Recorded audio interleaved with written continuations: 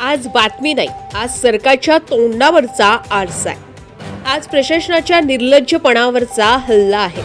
सांगा देवा भाऊ, 4 वर्षाचं मूल घरात मारलं जातं आणि तुम्ही कुठे होता?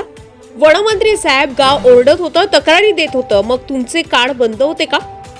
भंडारा जिल्ह्यातील तिरोडा तालुक्यातील खडकी डोंगरगाव या गावामध्ये आज बिबट्यापेक्षा जास्त भीती सरकारची. कारण बिबट्या तर प्राणी आहे, पण माणूस असूनही तुम्ही मूक राहिलात. सकाळचे 7:30 वाजले होते. आई वडिलांसमोर घराच्या अंगणातून 4 वर्षाचा हियांश उचलून नेला गेला आणि सरकारची यंत्रणा ती कागद शोधत बसली होती. लोकप्रतिनिधींनो ऐका, निवडणुकीच्या वेळी घराघरात जाता, हात जोडता, आश्वासन देता, मग संकट आलं की तुमची तोंड कुठं लपतात. हा हल्ला अचानक नाही, हा मृत्यू अपघात नाही, हा सरकारी निष्काळजीपणाचा थेट परिणाम. कारण बिबट्याचा वावर नवीन नव्हता. गावकऱ्यांनी वारंवार सांगितलं होतं काहीतरी करा, पण प्रशासन म्हणालं पुढच्या बैठकीत पाहू. आज ती बैठक झाली, पण मुलाच्या मृतदेहावर. सांगा देवा भाऊ, 4 वर्षाचा हियांश तुमच्या आकडेवारीत फक्त एक मृत्यू आहे का, की तो मुलगा होता, आईचा जीव होता, बापाचं स्वप्न, हे तुम्हाला कळत नाही का?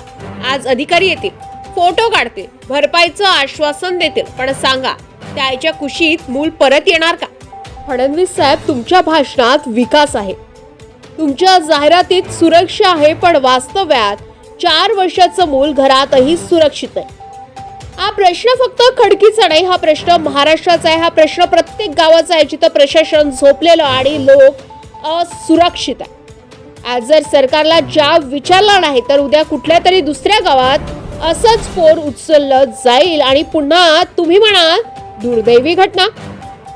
नाही, हे दुर्दैवी घटना नाही, हा व्यवस्थेचा अपयशाचा खूण आहे. आता तुमची पाळी. सरकार जबाबदार आहे का? लोकप्रतिनिधी दोषी आहेत का? की आम्ही सगळेच गप्प बसून गुन्हेगार आहोत? कमेंटमध्ये बोला, नाव घ्या, प्रश्न विचारा. कारण आज आवाज उठवला नाही तर उद्या सरकार तुमच्याही दारात उशिराच येईल.